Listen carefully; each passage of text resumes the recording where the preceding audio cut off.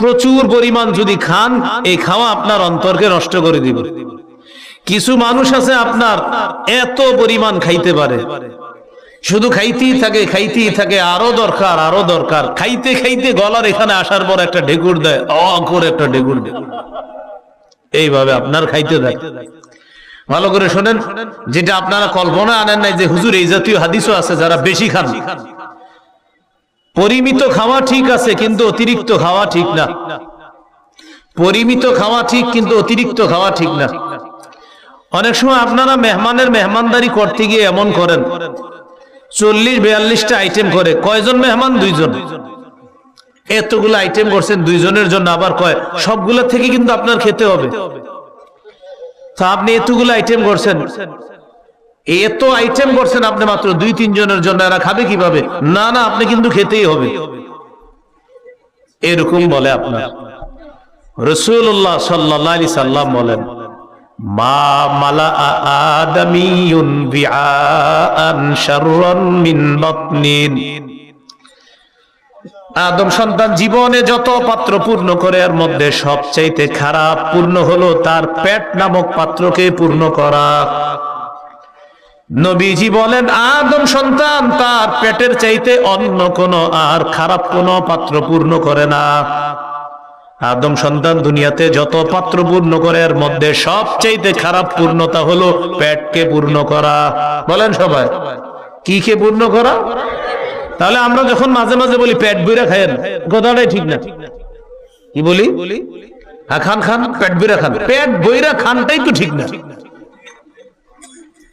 নবীজি বলেন, আদম সন্তান যত পাত্র পূর্ণ করে, এর মধ্যে সবচাইতে নিকৃষ্ট পাত্র হলো পেট পূর্ণ করা। এই পেটের চাইতে নিকৃষ্ট আর কোনো কিছু আদম সন্তান পূর্ণ করে না। খাইতে খাইতে আপনার এত পরিমাণ খায়, খাওয়ার পর উঠতে পারে না, শুয়ে থাকে, নিঃশ্বাস ছাড়তে থাকে। মুয়াজ্জিন আল্লাহু আকবার কয়, বিবি বলে নামাজ যাবেন না? কেন? ওই যে উঠতে পারে না, ওই যে বেশি খাইছেন, অন্তর শক্ত হয়ে গেছে, এখন আল্লাহর নাম শোনার পরও আপনার মসজিদে যাইতে মন চাইতেছে না, কারণ খাইছেন বেশি, অন্তর শক্ত। এবার নবীজি কি বলে দেখেন, যদি তোমার খানা প্রয়োজন হয় আদম সন্তান, তাহলে তুমি শোনো, বিহাসবি বিনি আদামা উকুলাত ইউকিমনা সুলবাহু। আদম সন্তানের জন্য এতটুকু খাবারই যথেষ্ট, যে খাবার তার পিঠটা সোজা রাখে। নবীজি বলেন, আদম সন্তানের জন্য কয়েক লোকমা খাদ্য যথেষ্ট, যে খাদ্য তার পিঠটাকে সোজা রাখে। আদম সন্তানের জন্য কয়েক লোকমা খাদ্য যথেষ্ট, যে খাদ্য তার পিঠটাকে সোজা রাখে।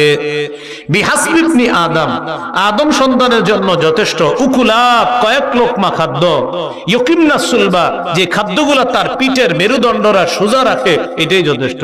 যদি বলেন না হুজুর কয়েক লোকমা আমার হবে না, আরো লাগবে, নবীজি বলে দিয়েছেন, তোমার যদি আরো প্রয়োজন হয় ফাসুলুসুন লিতাআম, তাহলে পেটটাকে খাবারের জন্য 3 ভাগের 1 ভাগ পেটে খাবার দাও। তাহলে 3 ভাগের 1 ভাগ গেলে রইছে কয় ভাগ? আরো ওয়াসুলুসুন লিশারাব, 3 ভাগের 1 ভাগে পানি দাও। তাহলে 3 ভাগের 2 ভাগ হয়ে গেল, 1 ভাগে খাবার, আরেক ভাগ কি রইল? কয় ভাগ? ওয়াসুলুসুন লিনাফাসিহি, আরেক ভাগ শ্বাস প্রশ্বাসের জন্য। 1 ভাগ খাবার ঢুকাবেন, আরেক ভাগ পানি, আরেক ভাগ শ্বাস প্রশ্বাসের জন্য। এজন্য দেখবেন বেশি খাইলে তখন আর নাক দিয়ে শ্বাস নিতে পারে না, তখন এরকম করে মুখ দিয়া, কারণ এই যে খাইছেন বেশি, এখন যেখান থেকে শ্বাস আসা দরকার আসতেছে না। না, এটা হাসির কথা না, এটা তো ভালো কথা।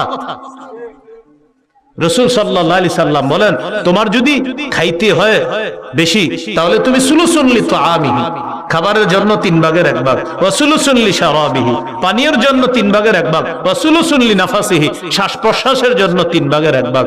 এটা হলো আল্লাহ রাসূলের কথা। এইভাবে আজকে থেকে এইভাবে খাবার খান। আল্লাহর কসম করে বলছি, আমার হাবিবের সুন্নাহ এটাই সঠিক। আজকে থেকে আপনি এইভাবে খাবার খান, আপনি নিশ্চিত আগের চেয়ে আল্লাহকে বেশি স্মরণ করবেন। বেশি খাইলে আল্লাহরে বেশি স্মরণ করতে পারবেন না, অতিরিক্ত খাইলে। আমি আবার বলছি, পরিমিত খাবেন, অতিরিক্ত খাবেন না। তাহলে 4 নাম্বার অন্তর শক্ত হওয়ার উপায় হলো বেশি খাওয়া, অতিরিক্ত খাওয়া।